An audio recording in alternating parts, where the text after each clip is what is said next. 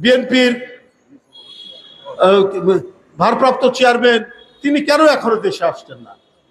কি আইনি প্রক্রিয়া আছে? এই আইন তো মানব রচিত আইন। এই আইন তো হচ্ছে স্বার্থ রক্ষা করা হয় মাফিয়াদের, স্বৈরাচারের, খুনিদের, গুম করে যারা তাদের। এই আইন তো একটা এক্সিকিউটিভ বডির একটা খোঁচায় এই আইন পরিবর্তন হতে পারে। তাহলে আপনারা কি কোথাও ভয় পাচ্ছেন, নাকি আপনাদেরকে কেউ নির্দেশ দিচ্ছে কোনো জায়গা থেকে যে আপনারা এর বাইরে যাবেন না, এইভাবে আপনারা কাজ করবেন, আপনারা দেশটা তারেক রহমান যেন ফিরতে না পারে সেই ব্যবস্থার জন্য আপনারা এই কাজগুলো করুন? এগুলো পরিবর্তন করা যাবে না।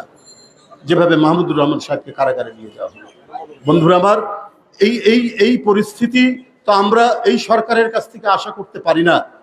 এত আত্মদান, এই কয়দিন আগের হিসাবেই তো প্রায় ১,৫০০-এর বেশি